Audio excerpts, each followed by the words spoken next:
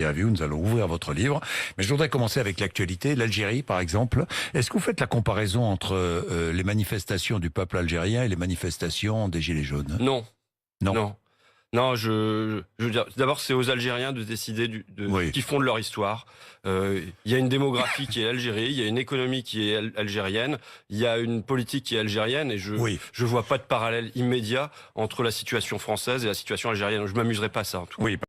La guerre qui a cours au Yémen, menée par l'Arabie Saoudite, ce qui est la guerre la plus terrible en ce moment sur la planète. Et la France, non seulement elle apporte des armes à l'Arabie Saoudite, mais en plus quand l'Allemagne vient dire nous, il faut qu'on cesse de livrer l'Arabie Saoudite en armes vu ce qui se passe au Yémen, la France fait la leçon à l'Allemagne en disant non, non, non, nous devons continuer à livrer l'Arabie Saoudite en armes. Je pense que c'est une position qui est complètement immorale. J'ai pas grand-chose à dire sur la politique internationale, mais je peux vous dire que cette situation à l'égard de l'Arabie Saoudite, c'est quelque chose qui me choque. Bien, j'ai de l'ego, j'ai de l'orgueil, j'ai de l'ambition, c'est vrai? Oui, il n'y a pas de doute. Vous savez, Monsieur Bourdin, allez-y. Si vous n'aviez pas d'orgueil, si vous n'aviez pas d'ego, si vous n'aviez pas d'ambition, vous ne seriez pas là. Et c'est pareil pour moi. Je fais pas de film, je fais pas de livre, je suis pas député si jamais je suis pas porté par un ego et un orgueil. Maintenant, la question, c'est au service de quoi, au service de qui on met son orgueil. Mais évidemment que j'ai de l'orgueil. Comme Emmanuel Macron d'ailleurs, qui a de l'ego, qui a de l'orgueil et qui a de l'ambition. Oui, maintenant, d'abord. De la même manière. D'ailleurs, quelque part, je dis pas que vous ressemblez du tout, mais finalement, votre livre, c'est Je m'installe face à Emmanuel Macron. Il y a Emmanuel Macron, il y a François Ruffin.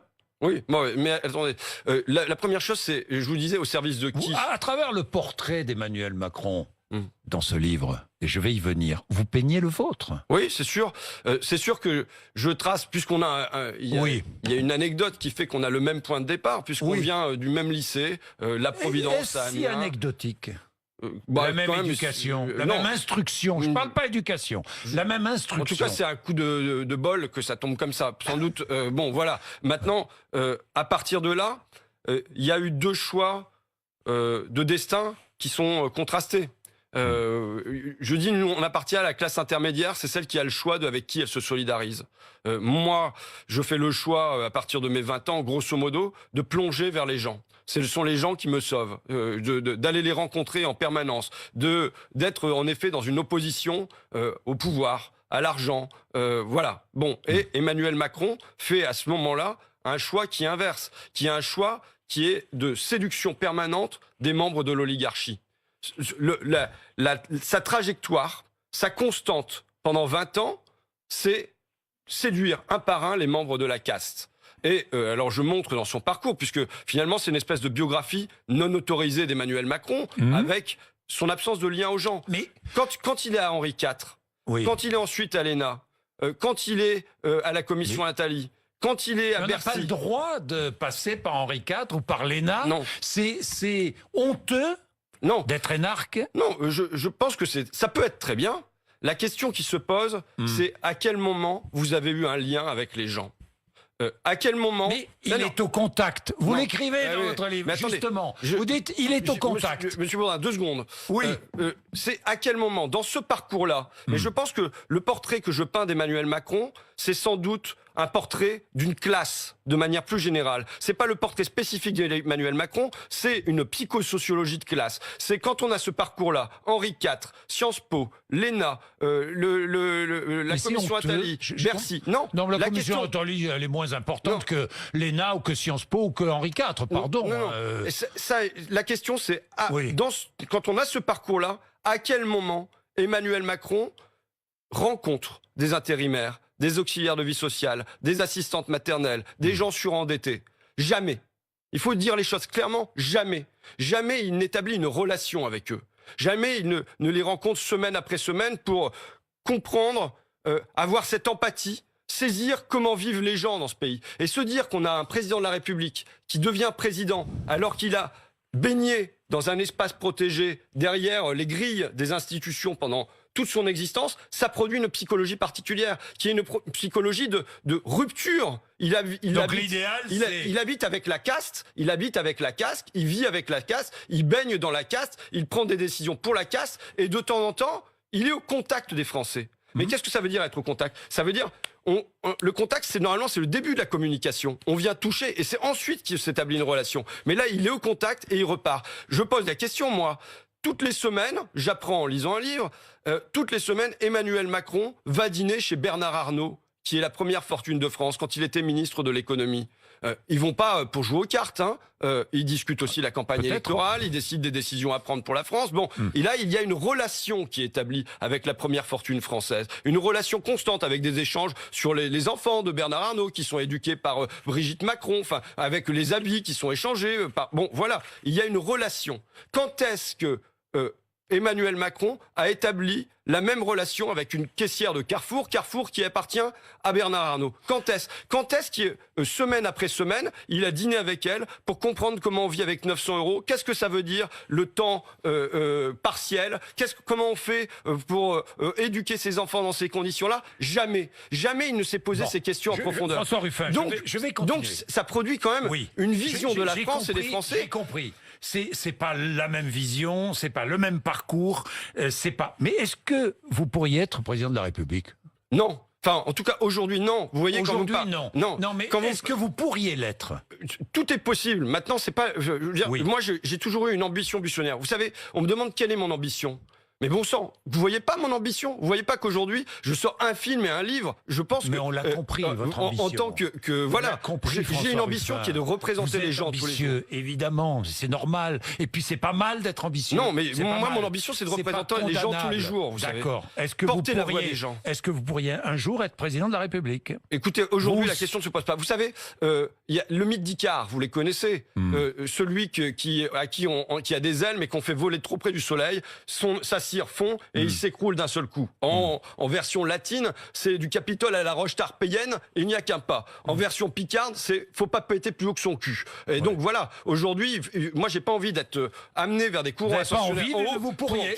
Je pourrais, comme tout pourrait. Vous ne sentez pas encore suffisamment solide, mais non, vous pourriez. Mais il y a 60 millions de Français. Bon. J'espère produire, vous savez, moi, une contagion. J'espère produire une contagion, Monsieur Bourdin. Ça veut dire que après mon passage à l'Assemblée, j'espère que il y a des gens qui se diront, mais si Ruffin, il a été ça, moi aussi je peux être ça. Et qu'il y ait des députés qui arrivent et qui soient différents. Qu'il y ait des représentants dans les partis, dans les conseils départementaux, dans les régions, qui soient des gens qui soient différents, qui apparaissent comme étant normal sans avoir eu un parcours dans un appareil qui a duré pendant 10 ou 15 ans. Mais vous avez cette chance formidable, François Ruffin. Vous êtes député de la République. Et en même temps, vous êtes journaliste. Et en même temps, vous avez la chance d'avoir les capacités intellectuelles, mais vous avez travaillé pour ça, vous avez été formé pour ça, vous avez été instruit, vous pouvez tourner des films, vous pouvez écrire des livres. D'ailleurs, finalement, vous n'êtes pas très souvent à l'Assemblée nationale, non? Alors, regardez mes statistiques, Monsieur Bourdin. D'accord. Parce que regardez mes statistiques. Comment on fait à l'Assemblée? On arrive, on signe. Non, mais regardez mon nombre d'interventions, puisque j'ai été attaqué là-dessus. J'ai fait 476 interventions depuis le début de mon mandat. Ça veut dire que chacune de mes interventions revient à 54 €. Hein, vous voyez, j'ai fait parce que compte tenu du fait que je me paye pas normalement aussi, et j'ai regardé les députés de la République en marche qui me contestent, elles sont payées 2500 € par intervention ou 8500 €. Donc à ce tarif-là, je suis un député ultra compétitif. Jusqu'à quel point détestez-vous Emmanuel Macron? Parce que quand je lis votre livre, parfois, par exemple, vous écrivez « Votre tête ne me revient pas ». Oui. Vous écrivez « Sans cernes, sans rides, sans boutons ». Oui, mais enfin, vous n'avez pas reproché Emmanuel Macron de ne pas avoir de rides, ni de cernes. Alors, il en a parfois des cernes. Pourquoi je fais ça? D'abord, je pense que vous savez, mon corps transpire quelque chose, ma manière d'être, mes gestes, tout ça. On parle autrement qu'à travers nos paroles. Ça, c'est une chose. Et d'autre part, ça vient s'opposer au portrait de Dorian Gray, qui était à la fin. Vous connaissez ce roman d'Oscar Wilde, où à la place que ça soit l'aristocrate Dorian Gray qui vieillit et s'enlaidit, c'est son portrait qui le fait à la place. Et on a le sentiment que c'est la même chose avec Macron. Parce que je considère qu'il y a en effet aujourd'hui une laideur morale. Aujourd'hui, oui, il incarne la corruption, vous l'écrivez. Il incarne la corruption. Il incarne la corruption. La corruption d'un système. On est dans un système qui est corrompu. Mais vous dites même il est fou. Oui, ben, il est fou. Il est fou. Je dis sa classe est folle. Je dis sa classe est folle. Mais il est évident que quand il vient dire aux gens que ce sont des gens qui ne sont rien, qui vient en rajouter comme ça sur les Gaulois réfractaires, c'est une manière de mettre en tension la société. Mais aujourd'hui, vous savez, quand on a un rapport de l'ONU, quand on a le Conseil de l'Europe qui vient dire faites attention aux armes que vous utilisez, quand toutes les semaines on a des estropiés, des mutilés, des éborgnés, et qui est juste, il n'y a pas un mot de compassion. Il n'y a pas un mot de compassion d'Emmanuel Macron, du ministre de l'Intérieur, du Premier ministre, à l'égard des victimes ou de leurs familles. Juste ça. Juste de la compassion. Moi, c'est ce que je pense, c'est aujourd'hui, il y a comme une abolition du sens moral. C'est une espèce d'ammoralité. Il n'y a plus d'empathie. C'est de l'empathie pour les gens. L'empathie pour les gens qui vont bosser, qui se lèvent tôt le matin et qui vont à la fin, les auxiliaires de vie sociale, qui vont être payés 700 € et dont on va leur dire sur les ronds-points que ça compte pas ce qu'elles sont.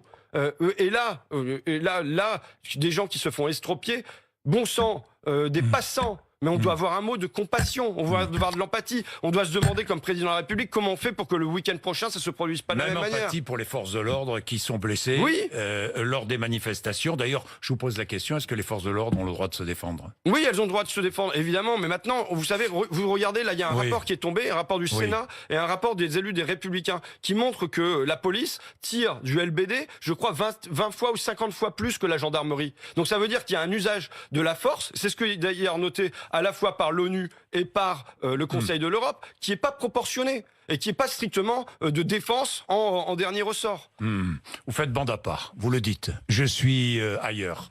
Je suis ici, mais en même temps, je suis ailleurs. C'est vrai que vous faites un peu bande à part hein, dans le monde politique. Mais j'espère. J'espère, oui. J'espère. Vous savez, moi, j'ai besoin de m'échapper. J'ai besoin d'aller respirer ce qui se passe. Si je peux pas rester dans l'hémicycle, je peux pas rester de réunion en réunion. J'ai ouvert une brèche dans mon agenda qui m'a permis de m'échapper pendant 6 jours cet hiver et aller respirer les ronds-points. Mais j'ai besoin d'aller. Si j'ai pas ça, je suis comme une plante qui n'a plus de sels minéraux. Moi, mes sels minéraux, ce sont les gens. C'est de rencontrer. Mais il n'y a pas. Il y a les gens et nous les respectons. Nous les premiers. D'ailleurs, je suis pas tout à fait d'accord avec ce que vous écrivez dans votre livre sur les médias qui ne donnent pas la parole aux Français parce que nous le faisons. Moi, je le fais depuis 30 ans. Donc, on n'a aucune leçon à recevoir, François Ruffin. Mais je voudrais vous dire une chose sur votre livre. Il y a, c'est vrai, quelque chose qui m'a frappé. Vous dites, et vous terminez votre livre, vous dites, quoi qu'il arrive, Emmanuel Macron sourit. Vous vous adressez à Emmanuel Macron. Vous dites, quoi qu'il arrive, vous souriez. Vous souriez toujours. Il sourit toujours, Emmanuel Macron? Bah oui, enfin, je veux dire... C'est une marque de fabrique, le sourire? En tout cas, dans ce temps qui est un temps de tension pour la France, où, je le dis, week-end après week-end, on a ces manifestations, on a des gens qui sont malheureux, où on a un décrochage aujourd'hui toujours des classes populaires avec Emmanuel Macron. On ne peut pas avoir un sourire comme s'il n'y avait rien qui se passait dans la société. Il y a quelque chose qui se passe dans la société et ça réclame de l'attention, de la gravité, de l'empathie et pas seulement du contact, aller au contact, mais une relation avec les gens. Une relation pour comprendre ce que ça signifie aujourd'hui quand on est en intérim, d'aller chercher du boulot dans une agence d'intérim et de se voir son CV reposer aussitôt sur la chaise. Il y a une violence dans le petit geste qui fait que on est accueilli, on sent qu'on ne vaut rien. Il faut comprendre ça. Il faut soit l'avoir vécu, et moi je ne l'ai pas vécu, et je le dis, je ne l'ai pas vécu. Soit l'avoir observé et avoir été en empathie avec la personne qui franchit cette agence d'intérim et qui se voit renvoyé à je ne vaux rien. Il faut l'avoir compris, il faut l'avoir saisi. Et je pense pas. Je regrette qu'il soit président de la République sans avoir saisi cette violence-là et tout ça. François Ruffin, ce que je regrette, moi, dans votre livre, c'est vous donner la parole. Et c'est émouvant à des Françaises et des Français. C'est émouvant, qui ont des difficultés. Et vous avez raison de dire, pas uniquement à la fin du mois, mais dès le début du mois. Ça, je suis totalement d'accord avec vous. Mais vous oubliez un peu les Français qui gagnent quoi, 1500, 2000, 2500 euros par mois, qui ont aussi des difficultés. Je vais, en sachant que vous alliez venir, j'ai eu 2 messages d'auditeurs. Il est 6h25, je pars bosser, je suis infirmière, je gagne 1900 euros net par mois. J'entends que M. Ruffin a fait un livre, un film depuis qu'il est député. Mais ce ne sont pas les députés qui avaient pleurniché sur leur charge de travail trop importante. M. Ruffin a le temps de faire un livre et un film. Et mon boulot, je n'en aurai pas le temps, moi. Oui. Alors, moi, je considère que ça fait partie de mon travail. D'abord, je tiens à dire que je ne touche aucun euro sur ce livre, aucun euro sur le film. Mais Amazon vend votre livre. Oui, d'accord, vous enrichissez Amazon. Bon, enfin, et d'autres libraires, j'espère que j'enrichis des libraires en France. Mais c'est pas, voilà. Oui, non, mais d'accord. Vous enrichissez. Là, j'enrichis BFM TV et RMC. Bon, voilà. Mais moi, je suis salarié de. Oui, mais moi, avec l'audience que je vous rapporte, et puis qu'importe. Oui, mais enfin, je fais connaître votre livre. Oui, très bien, mais il n'y a pas de problème. Vous êtes content de venir. C'est pas le problème. Bon, mais là, pour répondre à cette auditrice, moi, je considère que je fais mon travail. Je fais mon travail quand je suis dans l'hémicycle et je dépose des amendements, mais j'en ai déposé des milliers d'amendements rejetés. Est-ce que mon seul rôle, comme député, c'est d'être enfermé dans l'hémicycle, ou bien je suis représentant de la nation ? Représentant de la nation, ça veut dire que moi je m'applique à la représenter, cette nation, à représenter des gens qui sont trop souvent invisibles, qui ont été visibles, et c'était ma grande joie cet hiver, mais qui sont trop souvent invisibles. Je m'applique à les représenter dans mes discours à l'Assemblée nationale, mais je m'applique à les représenter dans un livre ou dans un film. Je suis un animateur de la démocratie. Voilà mon travail, c'est d'animer la démocratie, c'est de la faire vivre. Et par exemple, il y a un portrait d'infirmière aussi à l'intérieur du livre, donc qui est sans doute payé à peu près autant que madame, mais je pense que je travaille beaucoup. Je suis pas là pour compter mes heures, mais je pense que je bosse parce que je suis animé par quelque chose qui est porté la voix de personnes que je sens trop souvent invisibles, muettes, qui n'ont pas la chance d'être à ma place pour porter ça, quoi. François Ruffin, Ce pays que tu ne connais pas, aux éditions Les Arènes. Merci d'être venu nous voir, d'avoir accepté. Je sais que vous faites très peu de radio et de télévision. Merci d'avoir été là ce matin. Il est 8h54 RMC, BFM TV. Merci, monsieur Bourdin.